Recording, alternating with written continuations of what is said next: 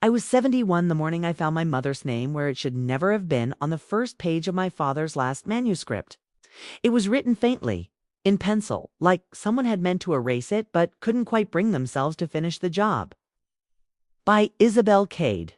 For a long time I just stared at those 3 words, my fingers trembling above them. The sea wind rattled the windows of my father's study. And I remember thinking how absurd it was that after all these years, this house still sounded like him, every creak, every sigh, every whisper through the floorboards. He had been dead for 3 weeks.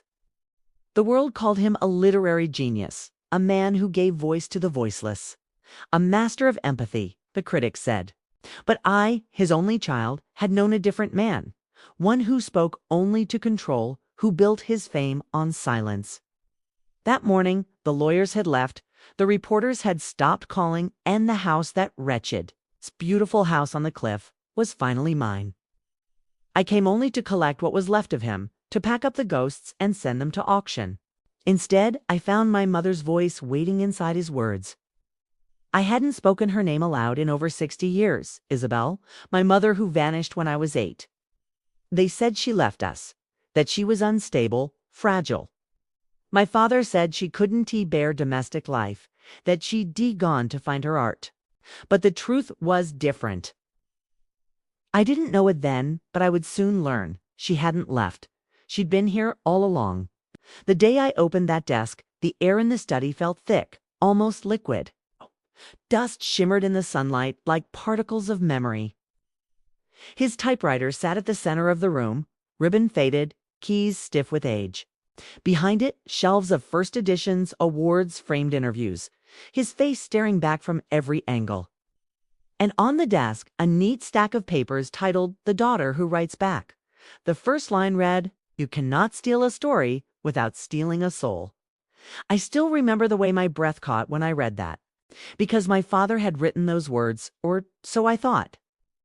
But as I turned the pages, the voice shifted, softer, lyrical, feminine, the kind of voice that hummed lullabies while brushing a child's hair at night. And then came the line that ended my world.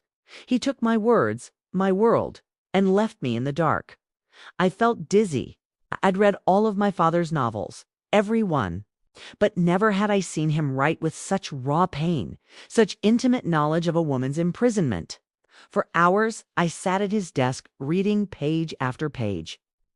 At first, I told myself it was fiction, but then the lullaby appeared. It's the same one my mother used to sing when I was little. Silver shore, sleeping tide. Close your eyes and drift inside. No one else could have known those words. Not even him. That was when the fear began to creep in. Because the more I read, the more I felt her presence, as if she had written the book not for the world, but for me. As if she had waited decades for me to come back and find it. Outside, the sea roared against the cliffs, and the fog began to roll in. The house grew darker, colder, and I realized something I hadn't dared admit in years. This mansion wasn't my inheritance. 'Twas a tomb. I closed the manuscript and whispered into the silence, "Mother, where are you?" Somewhere deep in the walls, a faint sound answered, a low rhythmic creaking, like footsteps pacing above the ceiling. That was the moment I knew. My father's genius was built on a grave, and I was about to dig it open. When I was a child, the sea was my lullaby. Every night its waves broke against the cliffs below our house, and I'd listen until sleep carried me somewhere softer. My father used to say the ocean was a mirror, that it reflected only what you brought to it. I didn't understand what he meant until much later, when I realized how much darkness it could hold.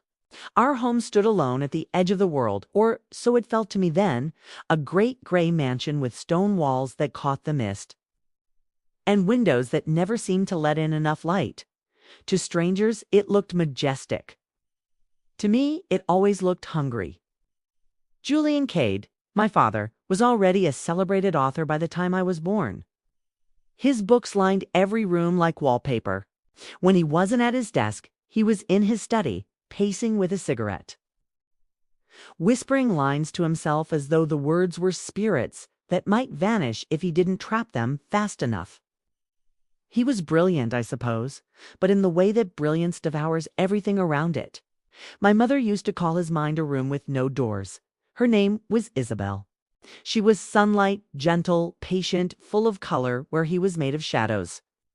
I remember her reading to me in the garden, her voice lilting with stories that weren't from any book I knew.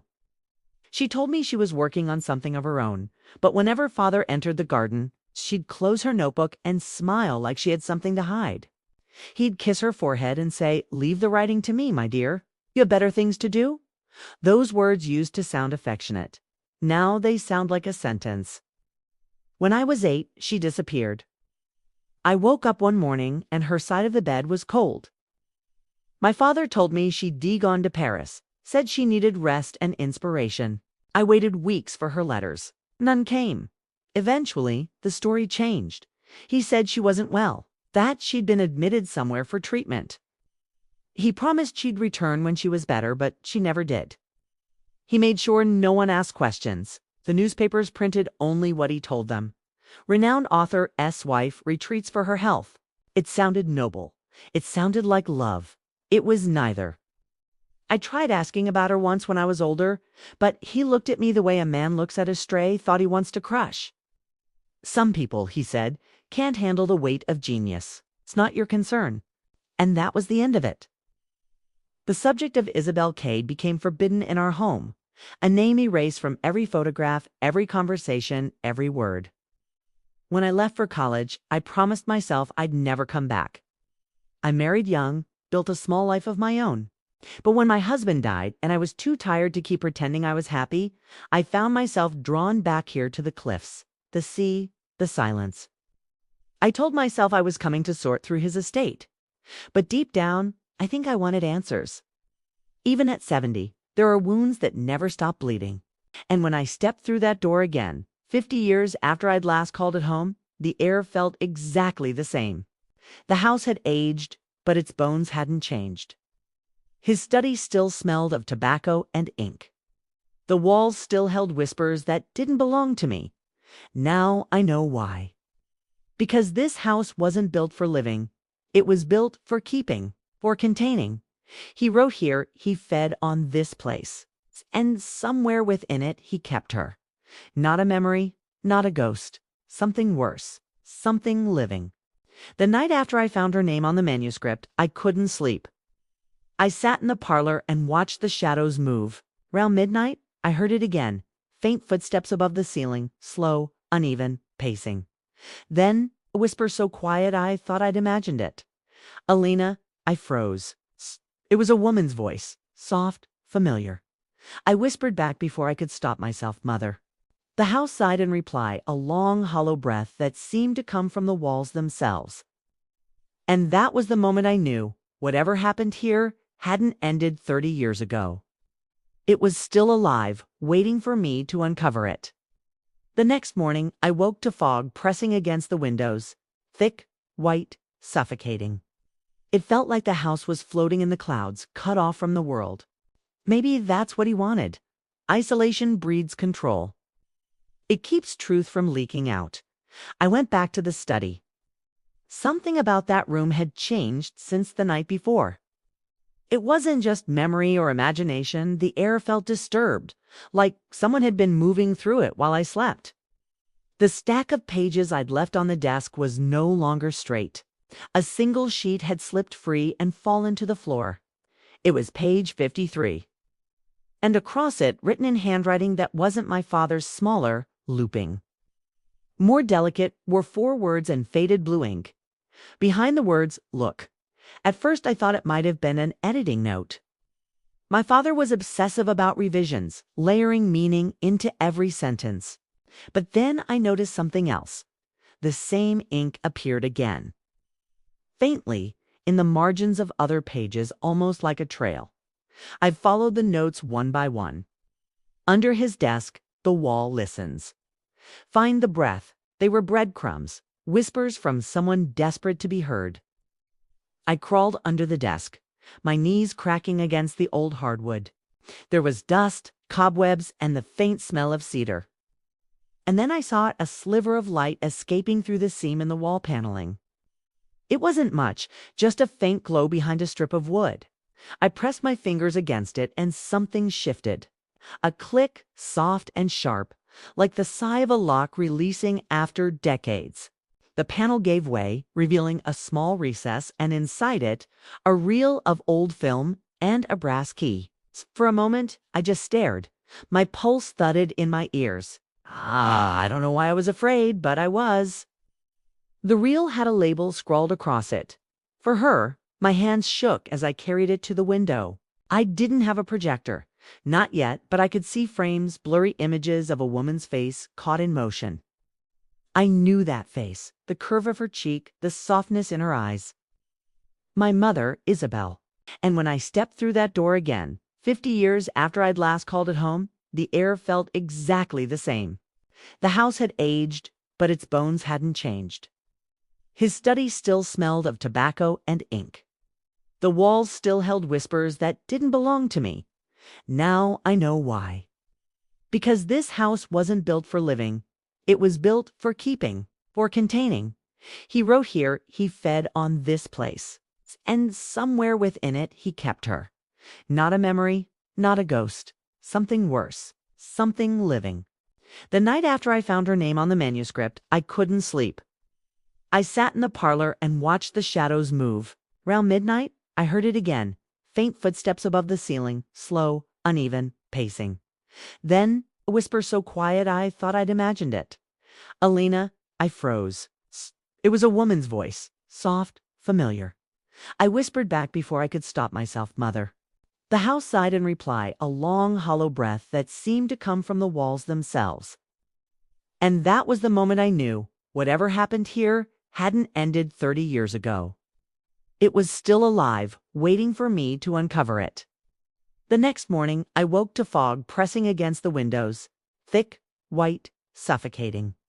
It felt like the house was floating in the clouds, cut off from the world. Maybe that's what he wanted. Isolation breeds control. It keeps truth from leaking out. I went back to the study.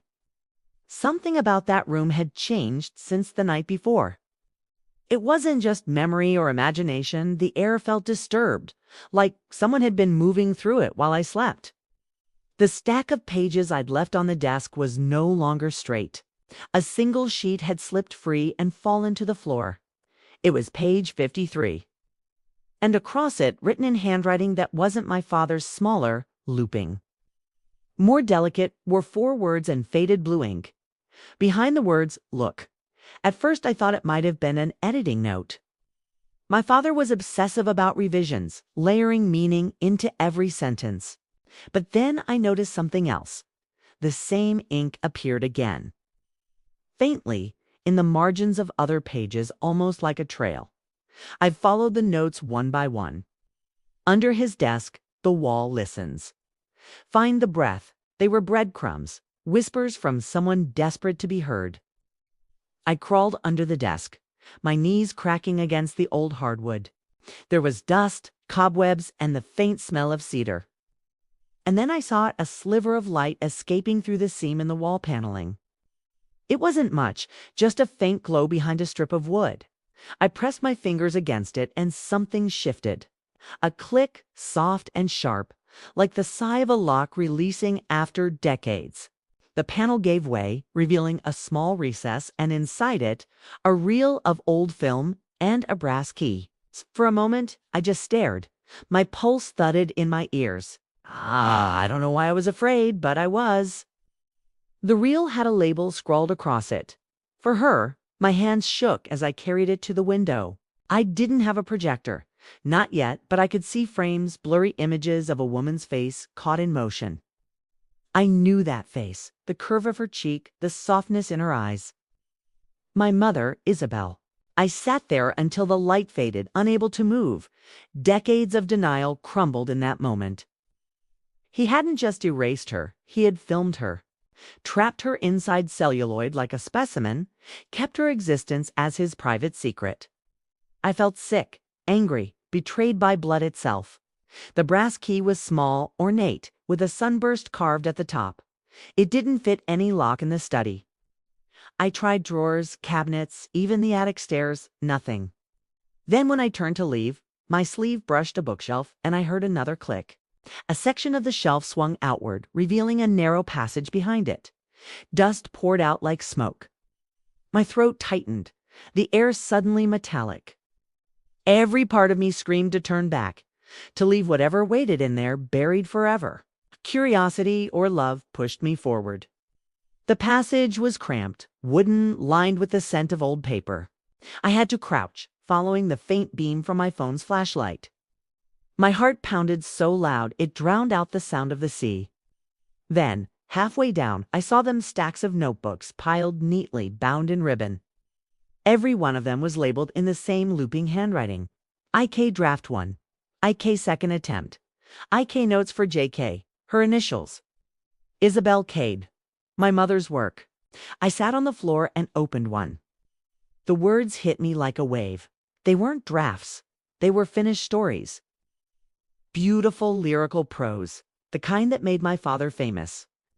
I recognized entire paragraphs, nearly word for word from his early books. She had written them all. Tears blurred my vision as I read line after line. Somewhere between rage and sorrow, I felt something awaken inside me, something fierce, something that had been waiting half a century to breathe. I whispered to the walls, "He stole your voice, didn't he?" He took everything, and then, faintly, from deeper in the passage, I heard it again, the sound of breathing, slow, shallow, as if someone else was still there. I froze. My hand trembled on the flashlight. Elena. This time, it wasn't imagination. It was close, too close. The light flickered, and then nothing but darkness. When the light came back, I was sitting on the floor, dust in my mouth, my heart still trying to climb out of my chest. The passage behind the bookshelf was silent again. I told myself the voice was just the wind squeezing through the walls, but deep down I already knew it wasn't. By morning, the fog had cleared and a hard, cold sun spilled through the windows. I found an old film projector in the attic, tucked beneath boxes of my father's memorabilia newspaper clippings, awards, and a gold-plated pen with his initials engraved like a crown. The irony made me sick.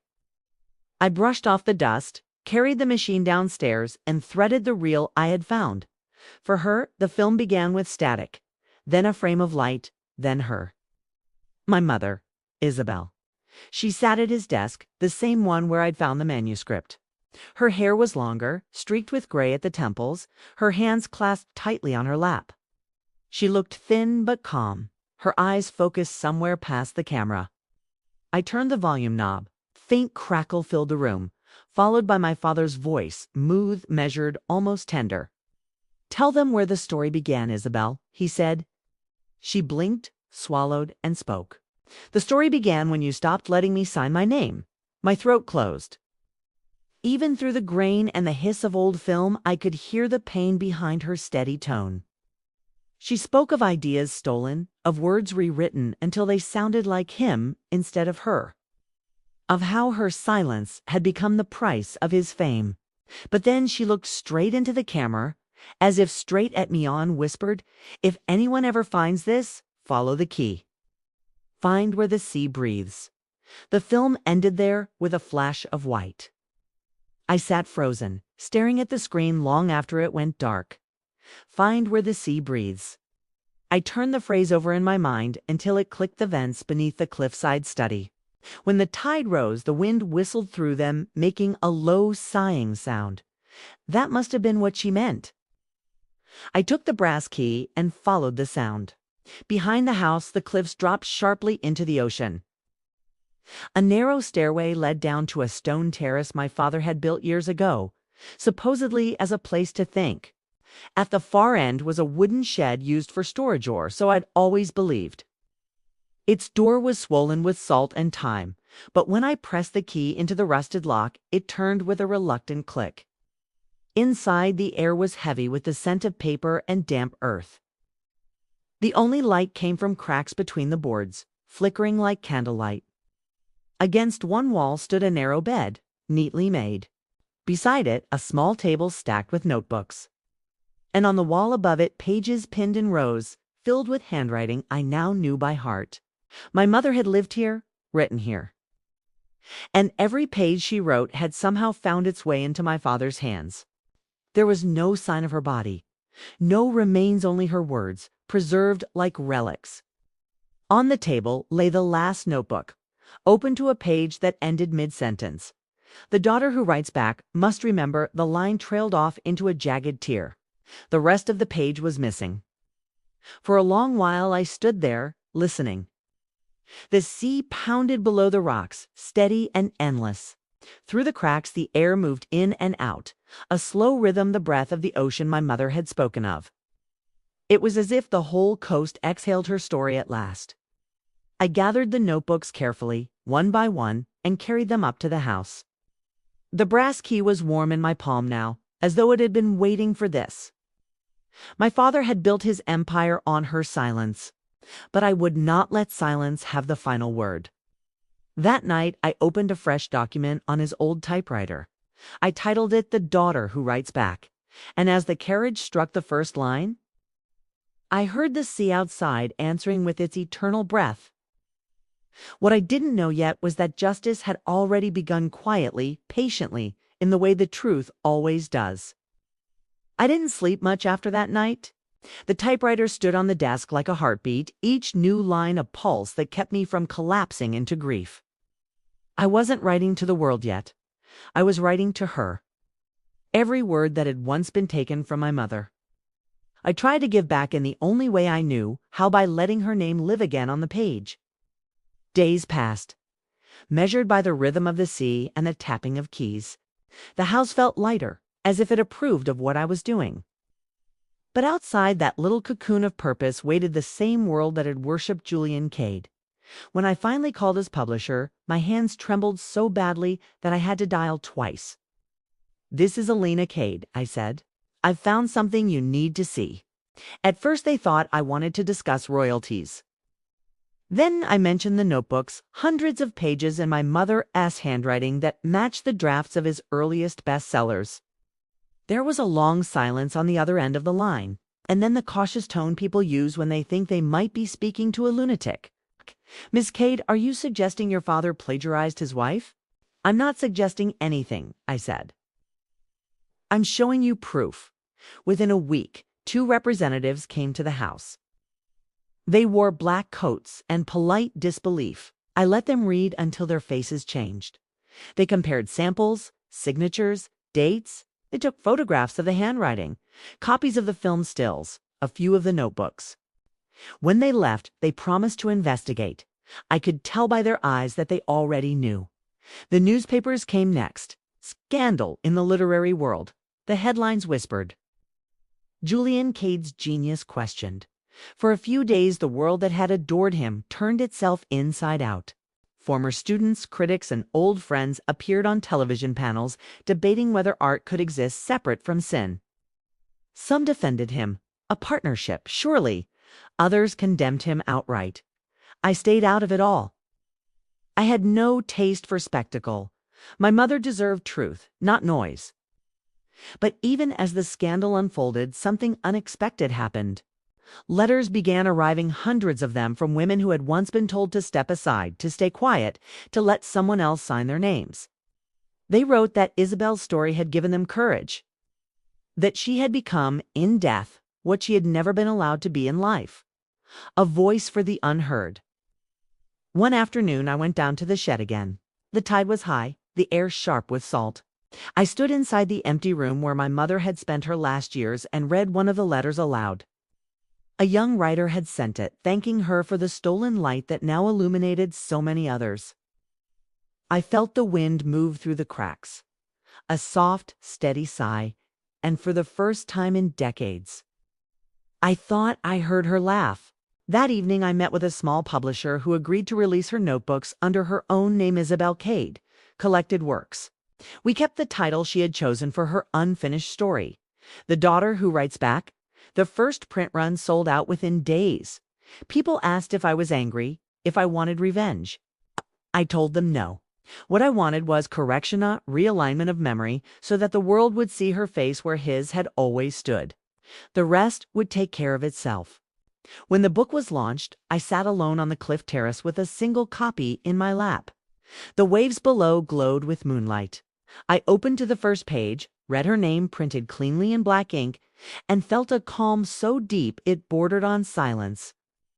Julian Kade's portrait still hangs in museums and libraries, but now it stands beside hers.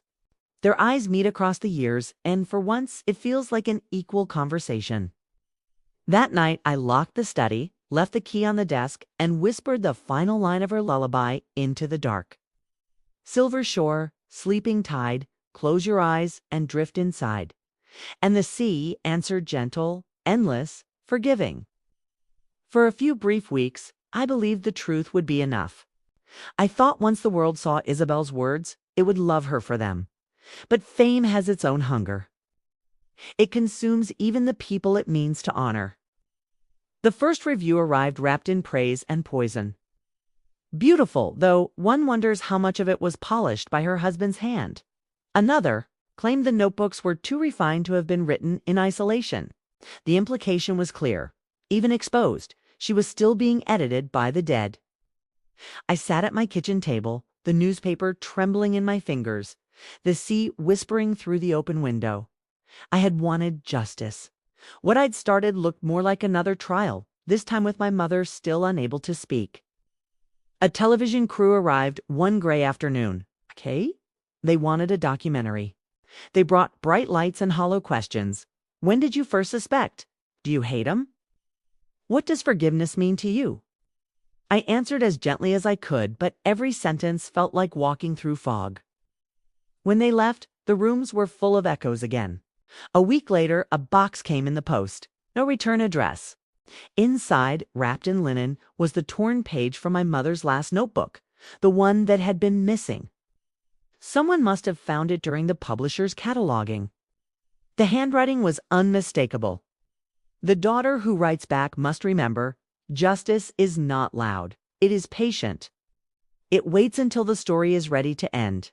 I placed the page inside a frame on my desk. That line became my compass. I stopped reading reviews. I stopped answering interviews. Instead, I began visiting libraries, small book clubs, community centers, places where people simply wanted to listen. I read her stories aloud, let her sentences fill ordinary rooms instead of lecture halls. Each time I spoke her name, it felt a little more solid, a little less like a ghost. Still, not everyone accepted the truth. Some called it slander, others romanticized it.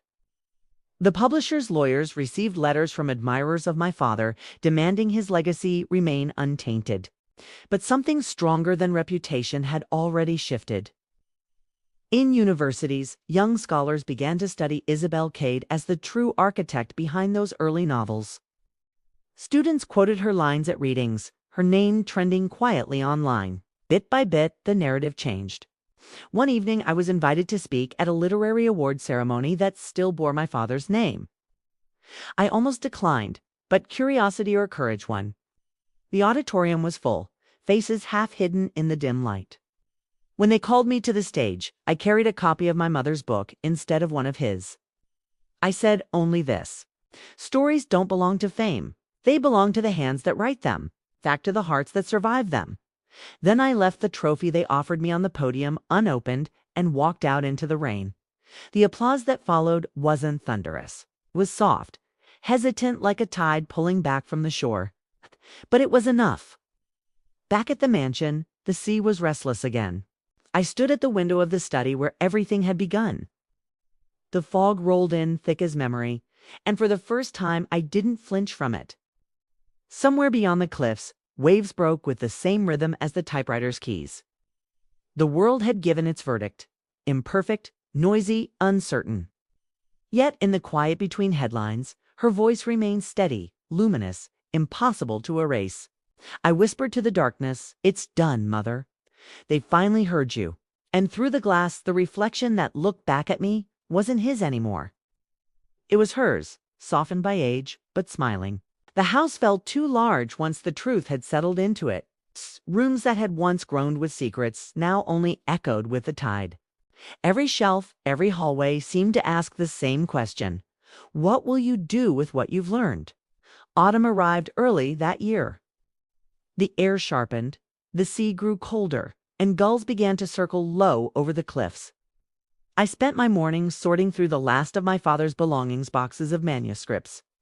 Old photographs, awards that no longer meant anything. I kept only one thing, the small brass key that had started it all. It had belonged to both of them in different ways. It opened deceit once. Perhaps now it could close it. One evening, I carried a lantern down the narrow steps to the terrace above the waves. The wind was high, pulling at my hair, tasting of salt and endings. In my arms, I held a single wooden box, light enough for me to lift, but heavy with memory. Inside were the first editions of his books that had once made me proud, now hollow with borrowed voices. I had spent days debating what to do with them. Destroying them felt cruel. Preserving them felt wrong. In the end, the sea decided for me. I placed the box on the edge of the cliff, opened it, and removed the framed page. My mother's final line, "Justice is not loud, it's patient." I read it aloud, the wind catching each word and carrying it down into the dark water below. Then, one by one, I let the books fall. The tide took them quietly, pulling them under until they vanished. When the last one slipped beneath the surface, I felt something ease inside Mia, not loosening after years of holding its breath. I stayed there until the lantern burned low. The sea glowed faintly in the moonlight, restless but forgiving. It occurred to me that perhaps my father had chosen this place for its beauty because he knew the sea could keep a secret. He just never understood that it could also return one. Back inside the house, I wrote a letter to the museum that held his portrait. I told them they could keep it, but they must hang beside it a single line from Isabel's writing. "No story is ever owned, only borrows the hands that write it." I sealed the letter, left it on the desk, and began to pack a single suitcase. I didn't need much now, just enough for a small apartment near the harbor. A desk by a window, a view of the same horizon she once watched. Before leaving, I walked through each room one last time, touching the walls as if to thank them for finally telling the truth. At the top of the stairs, I paused. The air carried a faint hum, the sound of the sea's breath rising through the vents. For a moment, it almost sounded like music, the echo of her lullaby folded into the wind. Silver shore, sleeping tide. I smiled. Not every ending needs an audience. Some just need quiet. I locked the door, slipped the brass key into my pocket, and turned toward the waiting dawn. The cliffs were still there, ancient and unmoved, but the weight I had carried for decades was gone. The reckoning was not the storm I had feared. It was this stillness, this calm after confession. And as I walked away, the sea behind me breathed steady, eternal, as if, at last, it too could rest. It's been 10 years since I left the house on the cliff. From my window now I can still see the ocean, but from a safer distance. No more cliffs, no more echoes. The sea is softer here, almost tender, like an old friend who has forgiven everything. I write in the mornings when the light is gold and calm. My hands are slower, but they still remember the weight of the typewriter keys. The machine sits on a small table beside me, my father's typewriter, though its sound belongs to me now. Each clack is a heartbeat from a story that refuses to die. The world has moved on. New writers rise, new scandals bloom, but my mother's name endures. Isabel Kade has become part of literature's long memory, no longer a ghost in the margins, but a voice people study, quote, and love. Sometimes young authors write to me asking what she was like. I tell them she was light in human form, and that the only reason anyone remembers me at all is because I once stood in her glow. There are still people who defend my father, and I no longer argue with them. Let them keep their version of him. I have mine, and it no longer hurts. He was a man made of brilliance and fear, unable to share the stage with the one person who could have loved him completely. That, I think, was his tragedy, not my mother's. The museum eventually did as I asked. They hung her line beside his portrait. The last time I visited, I stood there alone, watching visitors pause to read the words. No one recognized me. An old woman in a wool coat, smiling at a wall. It was better that way. The story had finally outgrown me. In the evenings, I walked to the pier. The air smells of salt and pine. The gulls cry lazily overhead. Sometimes I carry a copy of The Daughter, who writes back and read a few paragraphs aloud, letting her sentences drift out across the water. When I finish, I always close the book gently, as if she might still be listening, and perhaps she is. I've come to believe that stories are the closest thing we have to immortality. They let the dead speak without frightening the living. They give us a way to turn pain into something almost beautiful. Last night, I dreamt of the house again. The fog rolled in, the waves roared, and through an open window, I saw her sitting at the old desk, smiling, pen moving across the page. She didn't look trapped anymore. She looked free. When she glanced up, she said only, "Keep writing, Elena." Then the sea swallowed the dream, and I woke to morning light. I turned on the typewriter and began to write this, my own story, at last. Not about him, not even about her, but about the daughter who lived between their shadows and found her way back into the sun. If anyone ever reads these pages, I want them to remember this. Silence is never the end of a story. It's just the pause before someone else finds the courage to continue it. Outside, the sea breathes in and out, patient as always. I set the final page aside, closed my eyes, and whispered the lullaby that began it all. Silver shore, sleeping tide, close your eyes and drift inside. And as the words fade into the wind, I feel her near, not as a ghost or memory, but as the rhythm of the waves themselves. The daughter has written back. The sea has answered. The story is whole.